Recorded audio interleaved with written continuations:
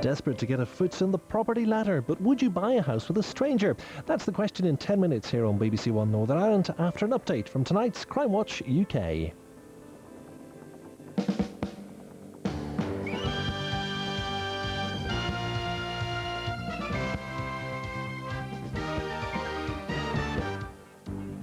Hello, welcome to Crimewatch Update. Our first appeal tonight was about a man who touted a 13-year-old to paedophiles in North Wales and the northwest of England, and perhaps she was raped by up to 50 men. He then videoed them, and 6 of those we had on video, and we showed pictures of them. And Wayne Jones has been going through the calls. You've had a lot of calls. Yeah, we've had up to 50 names mentioned to us now, both here and in the incident room in North Wales. And a lot of people wanted to see those faces again, and we're saying, you've got DNA, it's really important. People don't jump to conclusions and go and start vigilante actions. It's really important they give us the names, you check them out. So what happens now? You've got 50, and I think it's still counting. What do you do tomorrow? We'll start working through them and prioritise the ones where people are more certain than not that they've made an identification. There's a number of inquiries open to us then that could include taking DNA off people who have been named to eliminate them from the inquiry. OK, I can tell you that all those 6 faces are going to be pasted on all the local papers in North Wales and the northwest of England, and I'm very pleased to say nearly all the calls we've had have come from those areas of the country. Fiona. Well, the horrific consequences of being wrongly branded a paedophile are all too apparent in the story of an entirely innocent man attacked while out walking. To the last part of the walk, I could see like a flash that knew that there was someone there. I was sort of dragged to the ground, and I felt something penetrated me. Now, this took place in the small community of Resolve in South Wales. Jeff Cole, an entirely innocent man, was raped because of a baseless rumour that he is a paedophile. You know he's not.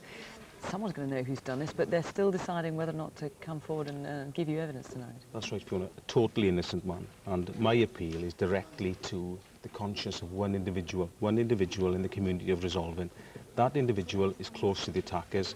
He or she knows exactly what has happened. And my appeal is to that person. Don't wait for somebody else to pick up the phone. Pick up the phone yourself.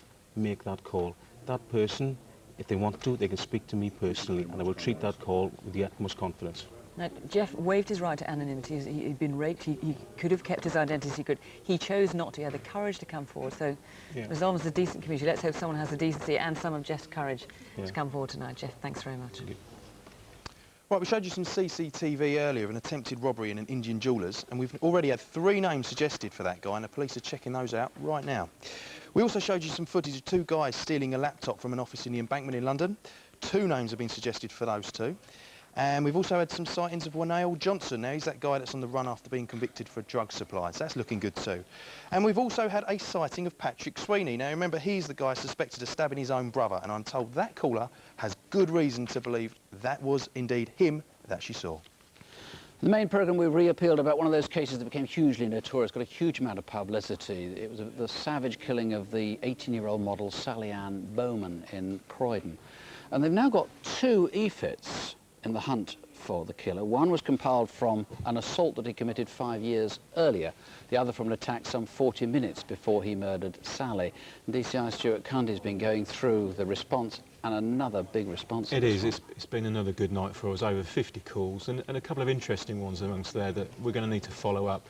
Things that, not just a man who looks like the EFIT, but some other things that, some of the pertinent aspects of what happened to Sally, which makes us, ring a couple of alarm bells. Now, I'd seen that some of the newspapers said these photo-fits, these EFITs didn't look similar. Actually, in my experience, these are astonishing. They really, really do look very similar.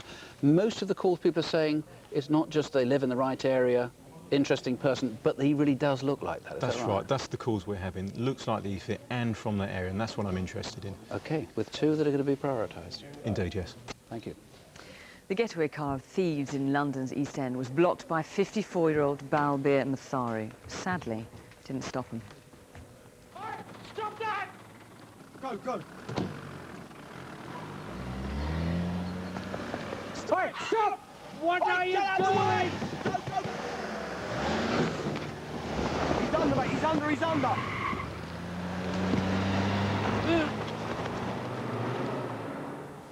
Well, John, what kind of response have you had on this? We've had some response. We had a phone call that's named a person. We had a couple of phone calls that have For said someone who was driving the car? Yeah, a couple of phone calls that have said where the car may be, but to be perfectly truthful, we need more than that. So let's just remind people, it was a green Ford Mondeo, possibly M-Reg. Possibly M-Reg or something close to that.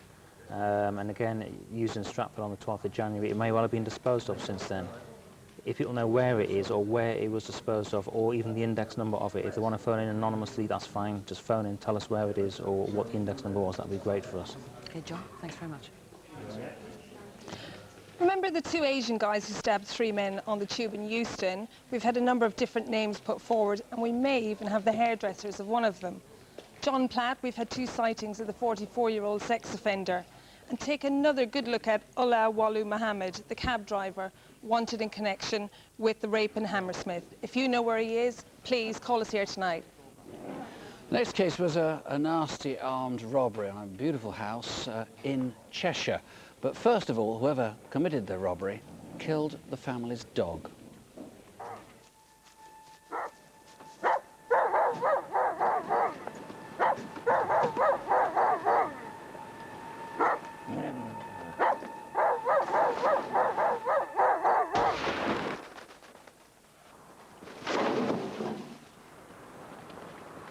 This is DC Julia Castle. You had a quite good description of the guy who was the intruder in the house, barrel-chested, 6 foot, soft northwest accent, but sort of quite commanding, so he'd been in the army.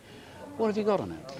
Yeah, we've received several calls tonight, a couple of names which have been suggested, which are being investigated by detectives as we speak. Oh, really? In other Yes. words, I mean, I know you've had several calls, but you're saying 2 in particular are sufficient to warrant immediate interest? Yes.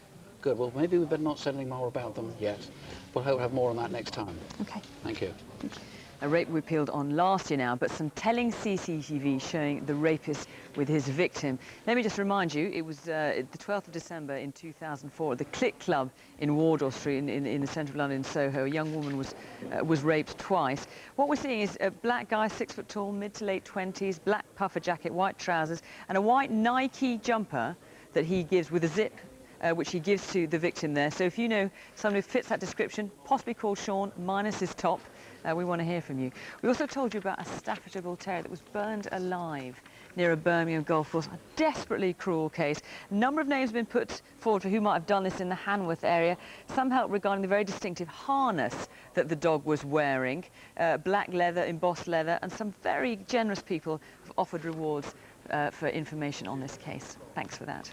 I'm pleased to say we're still getting calls coming in right now. You can find all tonight's cases on our website at bbc.co.uk/crime. If you've been the victim of a crime, you can always call Victim Support Line. That's on 0845 30 30 900. And we, the main programme, Crimewatch, is back in 3 weeks' time, Wednesday, April the 25th. So from the team and all the investigating officers here, thank you for all your calls. Every month we have proof they really make a difference. Don't have nightmares. Do please sleep well. From all of us here. Good night. Good night.